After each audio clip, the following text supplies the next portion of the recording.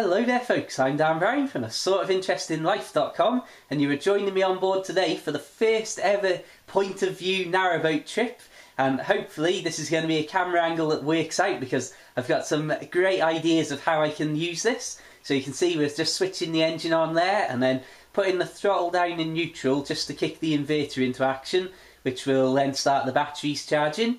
And first thing we need to do is obviously untie the ropes. But because I've been on winter mooring, which basically means that by paying a fee, there's all sorts of exclusions and rules associated with it, but I've basically been able to go beyond the standard 2-week rule and stop in one area for up to 5 months. So that's why these ropes have been so tightly pulled as other boats have gone past over the course of the last few weeks.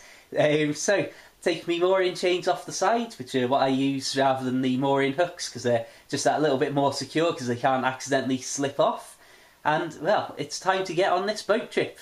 Now the trip itself is just about the shortest boat trip that I've ever done, and we are literally going just to that end point of the canal you can see there on the corner, which is a turning point. Then we're going to turn around and moor up pretty much right by the side of where we are now.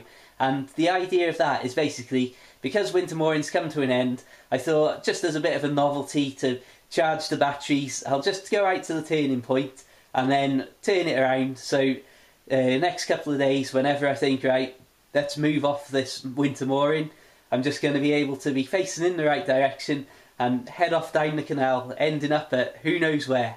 And you can see here, it's a simple case of at the turning point, because I'm on a small 30-foot boat, just keep the tiller pushed over to the side like that, and we are quite literally just steadily turning around. And it's got to be said, I'm glad that this is one of the ones that I caught on camera because it went absolutely swimmingly like this. Not literally swimming, because that would mean it went disastrously. And as you can see, it is pretty much as straightforward and simple and a smooth operation as that when it goes right. Obviously this is another case where me having such a small boat comes in very handy because I've got an awful lot of free room to do these quick little manoeuvres in, and that's why something like that can go so smoothly. I don't think I would trust myself with a 50 plus foot boat to have the room and be able to do such a nifty little turn as that. And you can see when it comes to coming to moor up at the side, just aiming the boat at a slight angle towards the bank and then putting in reverse to start taking the speed out. And apologies for if this camera is an awful bit of shaking around at the moment because, well, I was jumping on and off a boat.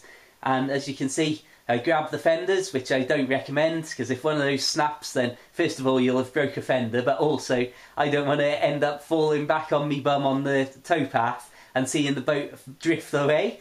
So I switched the engine off, and now it's pretty much time to actually get it tied back up and call it a day. So thank you very much for joining me on this very quick test out of me POV camera idea. Hope you've enjoyed it. I think I've learned a few things about how to stop the camera shaking around so much. So I will say thank you very much for watching. Find me on Facebook. Please like the Facebook page, Twitter, all that sort of stuff. Check out my books for the Kindle. And until the next time, have a fantastic day. Farewell.